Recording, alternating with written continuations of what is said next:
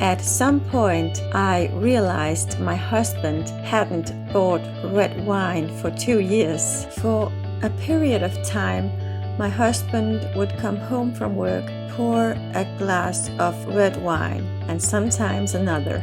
Nothing dramatic, nothing chaotic, just consistent. And something in me tightened. Not because of his behavior, because of what it activated in me. I had studied health. I had worked with addiction patterns before, so my mind had frameworks. But this wasn't intellectual. This was nervous system memory. I thought I was worried about him. I wasn't. I was reliving something in my body. And what I chose to do with that changed how I understand relationships entirely.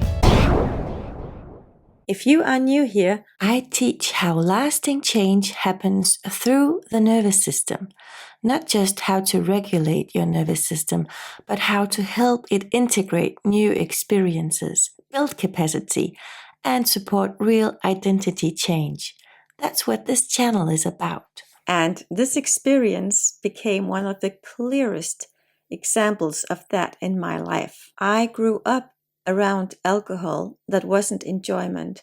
It was escape. My stepfather was an alcoholic. Another father figure drank red wine every evening, and it wasn't loud or dramatic, but it was consistent. It was slow erosion. So when I saw a similar rhythm beginning in my home, my body reacted before my mind did to the fear of losing him, to the fear of giving my children an absent parent. And if I'm honest, what scared me wasn't just addiction. It was the fear of passing on relational patterns I had worked persistently to understand and release.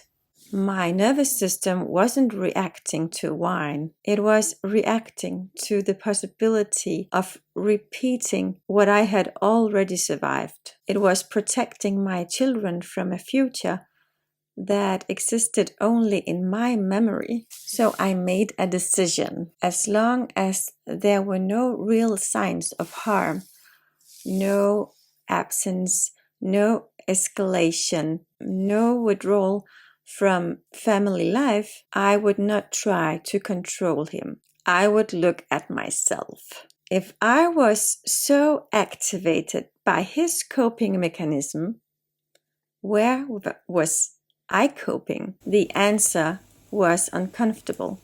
I wasn't drinking, but I was escaping. Netflix, phone gaming, snacking, avoided cupboards, postponed decisions, and most importantly, I was avoiding responsibility for my own expansion. There were parts of my life that I wanted to step into, but I held back because I feared being judged, because I believed that I was not quite enough. That old belief from my past, I am less important, I am unworthy, I must prove myself. That belief was still regulating my behavior, and my nervous system was organized around protecting it. So I began doing something different. Yes, I started cleaning closets, drawers, the house. That wasn't productivity, it was capacity work. Every avoided cupboard held something symbolic. I'll do it later. I'm not ready. It doesn't matter. When I cleaned, I wasn't organizing.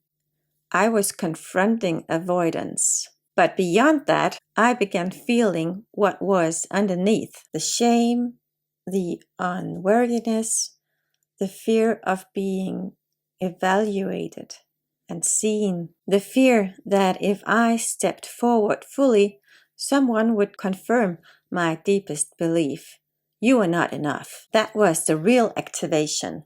And I realized something critical. My nervous system was not protecting me from alcohol. It was protecting me from exposure, from judgment, from becoming small again. And you cannot force yourself out of that. You have to widen capacity. This work took years, 3 to 4 years of slow regulation, staying with shame without collapsing, staying with the feeling of heaviness, of being unworthy, letting myself move forward in small ways, clearing one drawer, making one decision, saying one honest thing consistently. As my baseline shifted, as I stopped operating from vigilance, our dynamic shifted quietly, without conversation, without pressure. At some point, I realized my husband hadn't bought red wine for 2 years. I didn't ask him to. I didn't monitor it. I didn't control it. The system reorganized, not magically, systemically. Human beings don't just interact through words. We interact through nervous systems, through biology, through subtle signaling. Long before we speak, we are reading each other. When one system stabilizes, other systems respond. Like two pendulums on the same wall, eventually swinging in the same rhythm, or instruments gradually tuning to the strongest stable tone, not mystically, relationally. When I stopped relating from fear, the relational field reorganized, not because I controlled it, but because I stopped feeding instability into it. This is why I speak about capacity. You cannot shame yourself out of shame. You cannot discipline yourself out of fear. You build capacity. Capacity to feel judgment without collapsing. Capacity to be seen without shrinking. Capacity to expand without self-sabotaging. This is somatic work and it is slow, but it is real. If you recognize yourself in this, if you are a sensitive person and know that you are ready for more, but your system still falls back into old states, you need regulated practice, regulated expansion.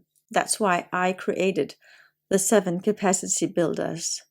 It's a free 7-day experience, 7 embodied practices designed to gently widen your window of regulation. So your nervous system can begin stabilizing the identity you are growing into. You can begin there. The link is below. Taking responsibility for your nervous system is not self-blame. It is leadership. It is refusing to let old survival patterns run your relationships.